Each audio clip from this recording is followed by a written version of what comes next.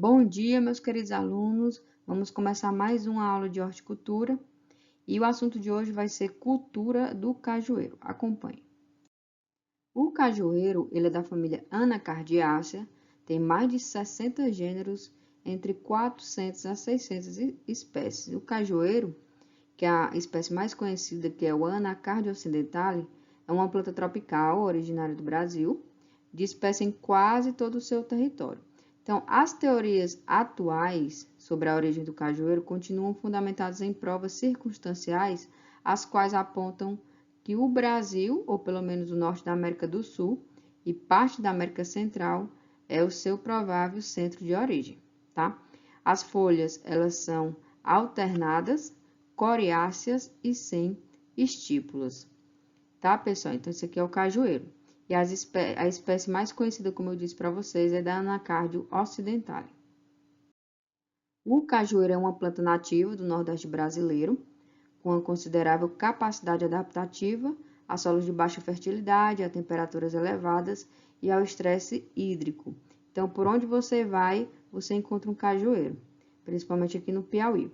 Devido a essas características, o cajueiro ele se tornou uma importante fonte de renda para os estados do Nordeste, principalmente para aqueles que possuem regiões semiáridas, que é o caso aqui do Piauí. Mas, por produzir em pleno período seco, na entre-safra das culturas anuais, o cajueiro ele se torna muito importante para a geração de emprego e renda, tanto no campo como nas indústrias, né? Porque vocês sabem que tem a produção da cajuína na parte da indústria também, muito forte aqui no Piauí. A região Nordeste ela responde por mais de 95% da produção nacional da castanha, né?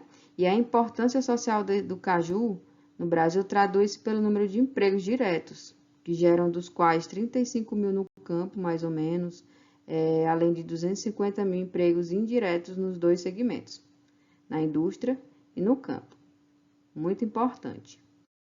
Nesse gráfico dá para a gente ver os maiores produtores mundiais de castanha de caju, que foi em 2018, em que o Vietnã é o maior produtor, com 44,9%, muito alta essa produção, né, em relação às outras. Depois vem a Índia, com 3,2%, e a Costa do Marfim. O Brasil, ele produz 2,4% de castanha de caju, em relação ao mundo. Já na produção nacional, aqui é a produção de castanha de caju no Brasil por região e estados do Nordeste em tonelada. Então, aqui no Nordeste, a gente vê que tem 129.277 toneladas da castanha e o Piauí, ele está aqui com 24.714 toneladas, tá? A gente está vendo aqui que o Ceará é o maior produtor de castanha, depois vem o Piauí e depois o Rio Grande do Norte. Aqui está mostrando a produção de castanha do caju, também em alguns países. Nesses países da evolução da produção de castanha de caju nos principais países produtores em 1.000 toneladas. Então, o que é que está acontecendo aqui? Está aumentando, né, com o tempo, que de 2008 até 2020, aumenta gradativamente, mas o Vietnã aumentou muito, que o Vietnã não está entre os países que possuem as maiores áreas, mas tem uma produtividade muito grande. Então, em uma pequena área, ele produz muito. Por isso que ele se torna o principal produtor, com a considerável participação na produção mundial, né, que vocês viram que é mais de 44%. Então, o desenvolvimento da cajucultura no país, no Vietnã, por que é tão grande esse desenvolvimento? Vai em grande parte porque tem uma associação do caju no Vietnã, por lá, tem um apoio do governo, tem investimento em coleta e reprodução do germoplasma, que são das sementes, tudo, gerenciamento integrado da colheita, tem projetos de extensão, então tem toda essa parte do governo para tentar alavancar essa produção, né, pessoal? Que isso conta demais. Como eu já falei para vocês, então o Ceará ele está com 63,4% aqui em 2020 de área colhida de cajueiro, né? E vem aqui o Piauí com 16,6%. Então, são os maiores produtores, maiores áreas colhidas do Brasil. A gente sabe que tem o cajueiro comum e o cajueiro anão precoce. Eu vou falar deles daqui a pouquinho, mas só para vocês verem aqui no Ceará, ao longo do tempo, vocês veem aqui que esse de amarelo é o cajueiro anão e esse de vermelho é o cajueiro comum. Então, a produção, uma produtividade, no caso, em quilo por hectare é bem maior no cajueiro anão precoce, comparado ao cajueiro comum, que tem muito por aí, né? Aquele cajueiro que é bem alto e ele demora muito a produzir. Nesse gráfico, a gente pode ver a média do preço, reais por quilo ao produtor por quilo de castanha, de caju em casca, nos estados do Piauí, Ceará e Rio Grande do Norte, que são os maiores produtores. Então, aqui, em março de 2016, vinha aqui próximo de R$3, foi aumentando, chegou a mais de R$6 aqui em 2017 e agora meados de 2020, né? Março de 2020 está aqui próximo de R$3, o preço da castanha de caju. Em relação à botânica, pessoal, tem a inflorescência, né? A inflorescência são essas florezinhas que vocês estão vendo aqui, essas flores. Então, o cajueiro é uma planta classificada como andromonóica. O que é isso, andromonóica?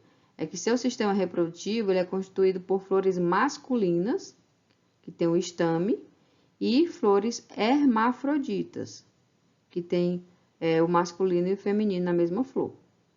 Então, a inflorescência ela é uma panícula onde se encontram os dois tipos de flores em quantidades e proporções que variam muito, tanto entre plantas como entre panículas de uma mesma planta. Então, a inflorescência é isso aqui, ó, essa haste com essas flores, tá?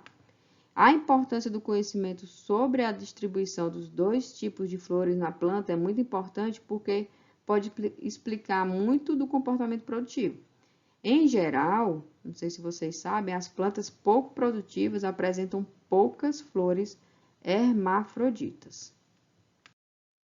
Então, é melhor, pessoal, que as plantas elas tenham mais flores hermafroditas para ter essa fertilização. Então, quando ocorre a fertilização, a haste que sustenta a flor apresenta-se avermelhada. Não sei se vocês já perceberam. Fica um pouquinho avermelhada, então já ocorreu a fertilização. Aí, então, após uma semana, o fruto torna-se visível. Já dá para perceber o fruto na planta, né? Então, por volta da quinta semana, mais ou menos, o fruto ele para de crescer e começa a diminuir até completar a maturação. Então, quando atinge mais ou menos 73 a 77% do tamanho máximo. Do surgimento até a completa maturação do fruto, no caso, esse fruto aqui, gente, é a castanha, tá? Porque o pedúnculo, que esse aqui vai crescer, ele é o falso, né? Que é o pseudofruto. Ele não é o fruto do cajueiro. O fruto do cajueiro é a castanha. Então, do surgimento até a completa maturação desse fruto, dessa castanha, decorre um período variável entre 56 e 60 dias. Então, primeiro cresce a castanha para depois crescer o pedúnculo. E o fruto, ele consiste em epicarpo. Eu já expliquei para vocês que tem a parte de epicarpo, mesocarpo e endocarpo, né, em todos os frutos. E tem a amêndoa, que é coberta por uma panícula.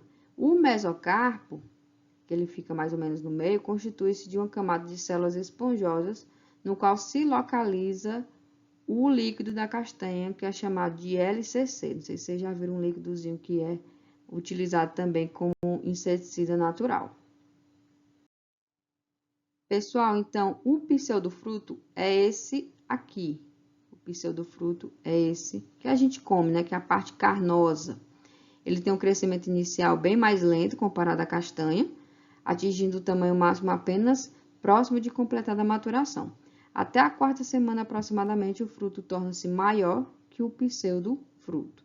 Tá? No caso, a castanha, ela torna-se maior do pseudofruto. Aí, depois que começa a crescer realmente essa parte carnosa. Após a maturação, após essa maturação, tem uma variação de relação de peso do fruto com o pseudofruto de mais ou menos 8 a 12%, tá? Do peso total. Então, aqui, como eu disse para vocês, é o pseudofruto e aqui o fruto, que é a castanha. Para quem não entendeu, esse aqui é o fruto, que é a castanha. E o pseudofruto, que é o pedúnculo, que é a parte carnosa. A castanha, então, ela é muito rica em proteínas, lipídios e carboidratos. Da amêndoa, né, da castanha, também pode ser extraído um óleo que pode ser utilizado como substituto do azeite de oliva. Então, vamos falar um pouquinho sobre os produtos e os subprodutos. Vamos lá, tem o pedúnculo, né? Que aqui a gente pode utilizar como suco, fazer um suco, comer in natura, fazer sorvete também de caju, suco, cajuína. E tem também a castanha, né? Que é a amêndoa, que é o fruto. Então, aqui que a gente pode comer, torrar a castanha e comer a castanha torradinha.